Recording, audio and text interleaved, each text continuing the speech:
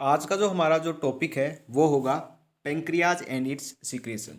तो आज के टॉपिक में हम पेंक्रियाज के बारे में डिस्कस करेंगे और पेंक्रियाटिक जूस यानी कि पेंक्रियाज के द्वारा पेंक्रियाटिक जूस का सीक्रेशन किया जाता है उसके बारे में डिटेल स्टडी करने वाले हैं। ठीक है, तो चलिए स्टार्ट करते हैं, वन बाय वन करके इनको डिस्कस करते हैं। सबसे पहले आप देखिए पेंक्रियाज। पेंक्रियाज जो होता है ना वो हमारी बॉडी की दूसरी सबसे बड़ी ग्लैंड है। तो it is the second largest gland in human body. ठीक है, तो अब क्वेश्चन ये आता है कि पहली फर्स्ट लार्जेस्ट ग्लैंड कौन सी है। तो फर्स्ट लार्जेस्ट ग्लैंड है लीवर, जो कि हम नेक्स्ट वीडियो के अंदर डिस्कस करने वाले हैं। ठीक है, और जो पेंक्रियाज का जो कलर होता है इस ग्लैंड का वो येलो इन कलर होती है और ये हिट्रोक्राइन इन नेचर होती है। हिट्रोक्राइन का मतलब क्या होता है कि वो एक्सोक्राइन भी है और एंडोक्राइन भी है। ठीक है, मतलब कि ऐसी ग्लैंड जिस जो एक्सोक्राइन इन नेचर भी है और एंडोक्राइन इन नेचर भी है। अब एक्सोक्राइन और एंडोक्राइन का मतलब आपको पता होगा, अगर नहीं पता तो मैं बता देता हूँ। एक्सोक्राइन ग्लैंड उसको कहते हैं जिसके अंदर डक्ट प्रेजेंट होती है। ठीक है, जैसे कि स्लेवरी ग्लैंड है ना, वो है एक्सोक्राइन। और एंडोक्राइन उनको बोल देते हैं जो कि डक्ट लेस हैं, यानी कि जिसके अंदर डक्ट नहीं है। तो एक्सोक्राइन होंगी विद डक्ट और एंडोक्राइन ग्लैंड होंगी डक्ट लेस ग्लैंड। ठीक है, तो हिट्रोक्राइन ग्लैंड होती है, यानी कि एक्सोक्राइन और एंडोक्राइन दोनों ही होती हैं। ठीक है, तो पेंक्रियाज हिट्रोक्राइन नेचर होती है, एक्सोक्राइन भी है और एंडोक्राइन भी है। अब देखिए जो एक्सोक्राइन पार्ट होता है ना वो एसिनी एसिनी इसको हम लोब्यूल्स भी बोल देते हैं, यानी बहुत सारे लोब्यूल से मिलके बना है। करीब करीब 98 से 99% ये ऑक्यूपाई करता है। ठीक है, यानी कि 98 से 99 पार्ट जो होता है ना वो एक्सोक्राइन पार्ट होता है, वो लोब्यूल से बना हुआ होता है, यानी कि एसिनी बोलो या फिर उसको लोब्यूल्स बोलो, उससे बना हुआ होता है। लेकिन जो एंडोक्राइन पार्ट होता है ना वो आइसलेट्स ऑफ लैगरहेंस का बना हुआ होता है और ये केवल 1 से 2% ही होता है पूरे पेंक्रियाज का। ठीक है, ये होता है 98 से 99% और ये होता है 1 से 2%। अब जो एसिनी होता है ना इसके अंदर जो सेल्स होती हैं वो पेंक्रियाटिक जूस रिलीज करती है। लेकिन जो आइसलेट ऑफ लैगरहेंस होता है इसकी जो सेल है वो 4 सेल होती है आइसलेट्स ऑफ लैगरहेंस के अंदर। अब वो कौन कौन सी होती हैं, वो होती हैं ये 4। अल्फा सेल होती है, बीटा सेल होती है, डेल्टा सेल होती है, एफ सेल होती है। जो अल्फा सेल है वो ग्लूकोजन रिलीज करती है। ठीक है, बीटा सेल इंसुलिन रिलीज करती है और जो डेल्टा सेल है वो सोमेटोस्टेटिन रिलीज करती है और जो एफ सेल है वो पेंक्रियाटिक पॉलीपेप्टाइड रिलीज करती है। तो ये था हिट्रोक्राइन ग्लैंड यानी कि पेंक्रियाज के बारे में कि एक्सोक्राइन पार्ट क्या काम करता है और एंडोक्राइन पार्ट क्या काम करता है। ठीक है, तो ये आपको छोटी सी इन्फॉर्मेशन मैंने बताई। अब देखिए इसको लिखना कैसे है कि it's exocrine part is formed of large number of lobules, या फिर इसको एसिनी बोलते हैं 98 से 99%। Each acinus consist of a number of glandular cell which secrete the pancreatic juice. जो एसिनी सेल होती है ना एक्सोक्राइन पार्ट के अंदर वो पेंक्रियाटिक जूस को रिलीज करती है। ठीक है, it's endocrine part is formed of isolates of Langerhans. ठीक है, यह आपको याद रखना जरूरी है कि एक्सोक्राइन पार्ट या एंडोक्राइन पार्ट इसके अंडर में कौन कौन आता है। Isolate of Langerhans endocrine part के अंडर में आता है और जो ये आइसोलेट ऑफ लैगरहेंस है इसके अंदर कितनी सेल होती है और इनका क्या क्या सिक्रेशन होता है। तो ये आपको पूरा का पूरा याद रखना पड़ेगा एग्जैक्ट इन्फॉर्मेशन के साथ। ठीक है, तो लोकेशन देखिए। अब कहाँ पे प्रेजेंट होता है पेंक्रियाज, कहाँ प्रेजेंट होती है ये पेंक्रियाज ग्लैंड, ये प्रेजेंट होती है जो सी शेप्ड ड्यूडेनम होती है ना, जो सी शेप्ड ड्यूडेनम होती है हमारी, वहाँ पे लीफ शेप स्ट्रक्चर होती है जो प्रेजेंट होती है upon the side of C shape duodenum. मैं भी आपको डायग्राम के अंदर दिखाऊंगा कि इसकी लोकेशन कहाँ पे है। ठीक है, तो नेक्स्ट देखिए स्ट्रक्चर। स्ट्रक्चर है इसको 3 पार्ट के अंदर डिवाइड किया गया है, ब्रॉड हेड, बॉडी और टेपरिंग टेल के अंदर इसको डिवाइड किया गया है। तो चलिए इसकी स्ट्रक्चर देखते हैं। देखिए ये इसकी स्ट्रक्चर आती है, इसके अंदर आप देखिएगा ये ड्यूडेनम है, जो ये सी शेप्ड आपको दिख रही है ना, C shaped, this is the duodenum part. Okay, और ये है पूरा का पूरा पेंक्रियाज ग्लैंड जो कि येलो इन कलर होती है और इसके अंदर आप देखोगे दो डक्ट प्रेजेंट होती है पेंक्रियाज के अंदर। एक तो मेन डक्ट होती है जिसको हम बोलते हैं विर्संग डक्ट, ठीक है, जिसका काम होता है पेंक्रियाटिक जूस को रिलीज करना। जो पेंक्रियाटिक जूस है वो इस डक्ट से पास होके जाता है, इस डक्ट के अंदर से जाता है, ठीक है, ये मेन डक्ट होती है। लेकिन एक डक्ट और होती है जो आपको बुक्स के अंदर मेंशन नहीं की होती है, कभी कभी ये आपको पढ़ाया भी नहीं जाता है, लेकिन ये आपको याद रखना है। तो दूसरी डक्ट का नाम होता है, वो होता है डक्ट ऑफ सेंटोरिनी, ठीक है, ये होता है डक्ट ऑफ सेंटोरिनी। इसका काम क्या होता है, देखिए ये वाली जो डक्ट है ना, ये वाली डक्ट, ये होती है डक्ट ऑफ विर्सिंग। लेकिन जो ये आपको ये डक्ट दिख रही है ना, ये ब्लू ब्लू सी दिख रही है ना, ये डक्ट, ये छोटी सी डक्ट, ये जो ये डक्ट दिख रही है, ये होता है डक्ट ऑफ सेंटोरिनी। इसका काम होता है पेंक्रियाटिक जूस को स्टोर करना कुछ समय के लिए, ठीक है। तो ये पेंक्रियाटिक जूस को स्टोर करती है, या एक्सेस जो पेंक्रियाटिक जूस होता है वो इस डक्ट के अंदर स्टोर हो जाता है। ओके, तो ये होता है, इसका काम होता है। अब देखिए, अब इसको डिवाइड किया गया था, ये जो है ये पेंक्रियाज है, ठीक है, पेंक्रियाज है, और इसको डिवाइड किया गया था तीन पोर्शन के अंदर। एक पोर्शन था हेड, एक था बॉडी, एक था टेल। तो कुछ इस तरीके से डिवाइड किया गया था। ये देखिए, इसके मैंने तीन पोर्शन बना दिए। जो ये वाला रीजन हो गया, ये तो हो गया हेड, और जो ये वाला रीजन हो गया, ये वाला, ये रीजन हो गया बॉडी रीजन, और जो ये वाला रीजन पीछे का बन गया, ये हो गया टेल रीजन। तो इसको तीन रीजन के अंदर डिवाइड किया गया है, ठीक है। अब आगे देखिए, पेंक्रियाज हैज टू डक्ट, दो डक्ट होती हैं। एक होती है डक्ट ऑफ विर्सिंग, जिसका दूसरा नाम पेंक्रियाटिक डक्ट, यानी कि ये मेन डक्ट होती है, ठीक है। Pour pancreatic juice into the duodenum by forming hepato pancreatic duct along with common bile duct. अब ये हिपैटो पेंक्रियाटिक डक्ट क्या है ना, कॉमन बाइल डक्ट क्या है, जब मैं आपको लीवर समझाऊंगा तो वहाँ पे आपको सारी डक्ट की कहानी अच्छे से क्लियर हो जाएगी। फिलहाल के लिए आपको क्या याद रखना है कि पेंक्रियाज के अंदर से जो डक्ट निकलती है पेंक्रियाटिक जूस लेके, जो कि ड्यूडेनम के अंदर पेंक्रियाटिक जूस को डालती है, उसका नाम होता है डक्ट ऑफ विल्सन, यानी कि पेंक्रियाटिक डक्ट, ठीक है। और जो दूसरी डक्ट है डक्ट ऑफ सेंटोरिनी, इसका काम होता है, ये नॉन फंक्शनल डक्ट होती है, एक्सेसरी डक्ट भी बोल देते हैं। इसका सिर्फ काम होता है पेंक्रियाटिक जूस को स्टोर करना, और इसका कोई भी काम नहीं है, इसलिए इसको नॉन फंक्शनल डक्ट भी बोल देते हैं, ठीक है। Is that clear? नेक्स्ट देखिए, पेंक्रियाज जो है उसके अंदर से पेंक्रियाटिक जूस का सीक्रेशन होता है। तो पेंक्रियाटिक जूस के सीक्रेशन के बारे में हम थोड़ा सा जान लेते हैं।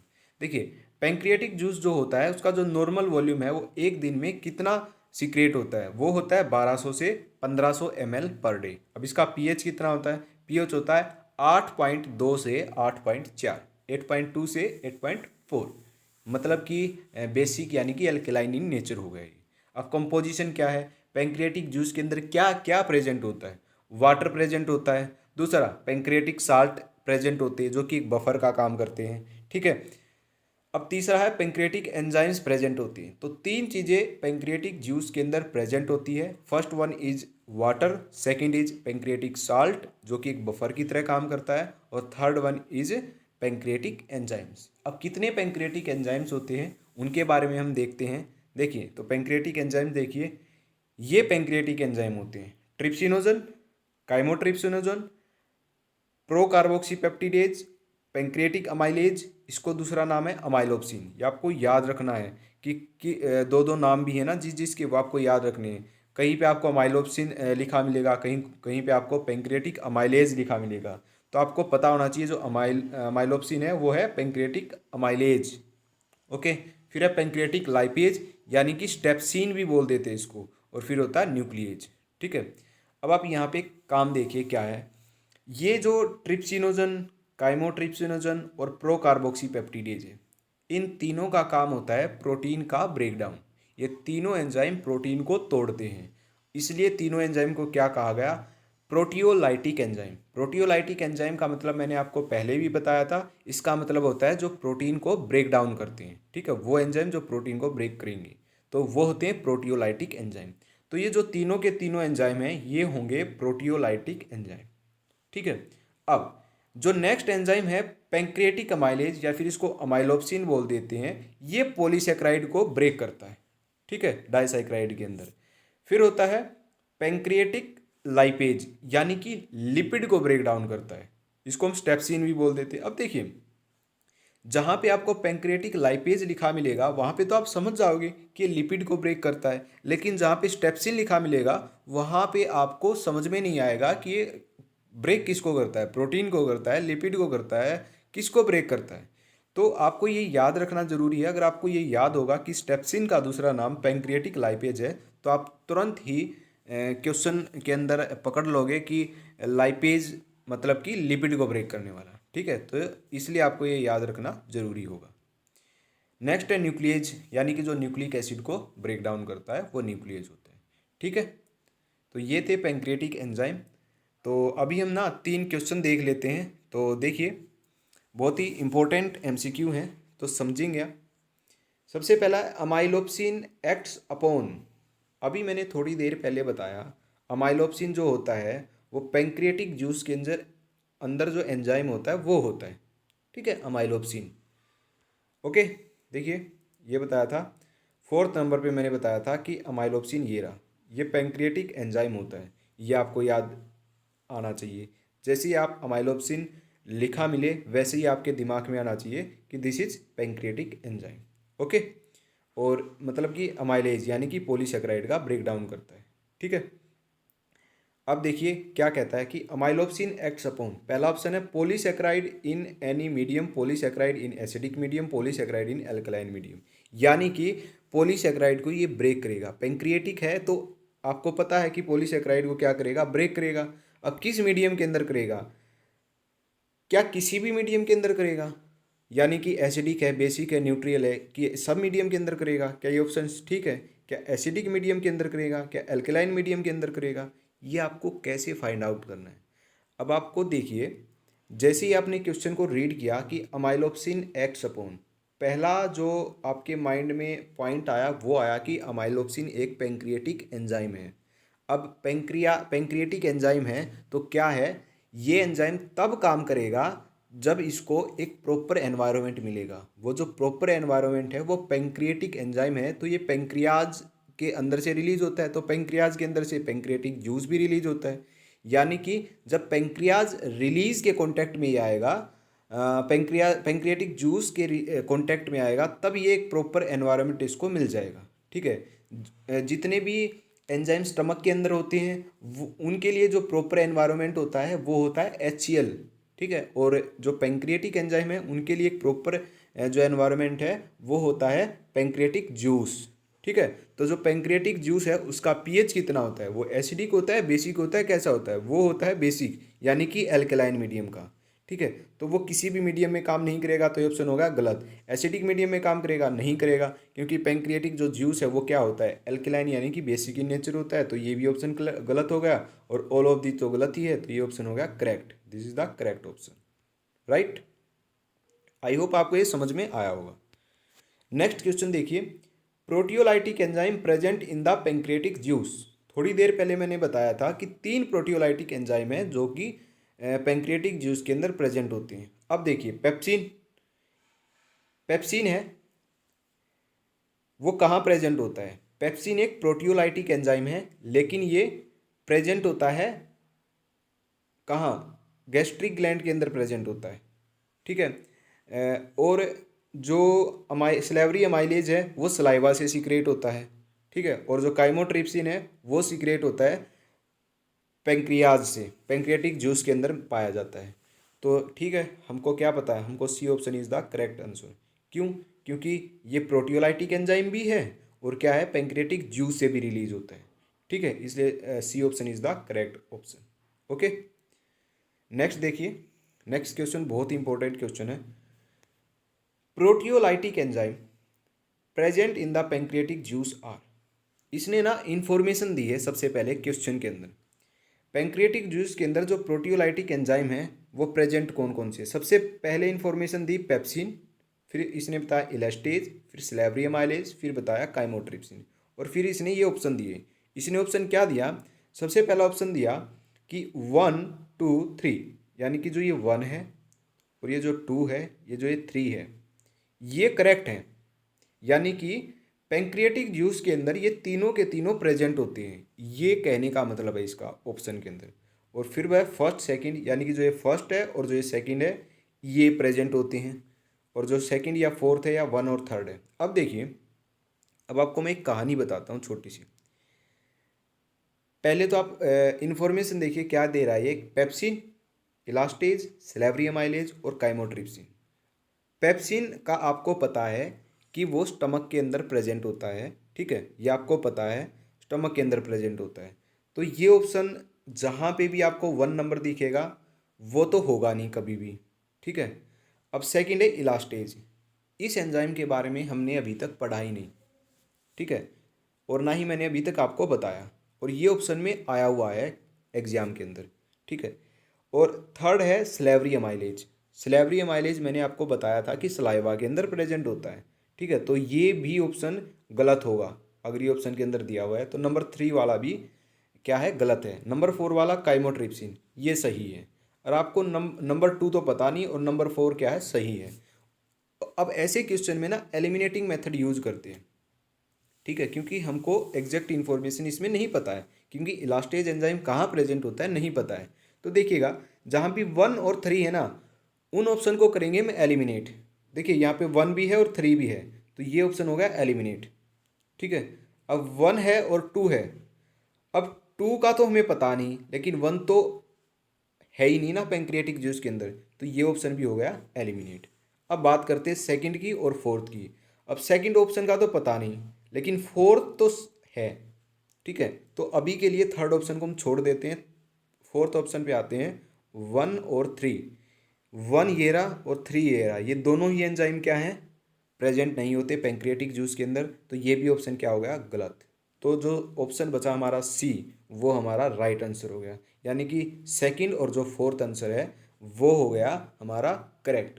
तो यहाँ पे आपको एक एक्स्ट्रा पॉइंट याद करना पड़ेगा, एक्स्ट्रा इन्फॉर्मेशन आपको मिल भी गई।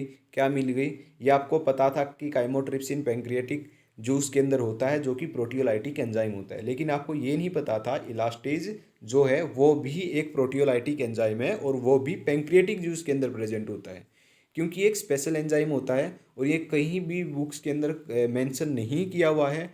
जो भी हाई स्टैंडर्ड की बुक है वहीं पे केवल ये इलास्टेज एंजाइम मेंशन किया हुआ है, लेकिन ये आपको जस्ट कंफ्यूज करने के लिए ऑप्शन के अंदर डाला गया है। अगर आपको ये काइमोट्रिप्सिन बस इतनी इन्फॉर्मेशन याद है तो आपको एलिमिनेटिंग मेथड से ये ऑप्शन नहीं था, ये भी नहीं था और ये भी नहीं था, एलिमिनेटिंग मेथड से आपको ये ऑप्शन क्या हो गया, करेक्ट हो गया, ठीक है। तो इलास्टेज क्या है अभी मैं आपको बता देता हूँ, ये एक स्पेशल एंजाइम होता है जो कि पेंक्रियाटिक जूस के अंदर पाया जाता है, ठीक है। ये जो प्रोटीन की आउटर जो लेयर होती है उसको ब्रेक डाउन करने में ये हेल्प करता है, ठीक है।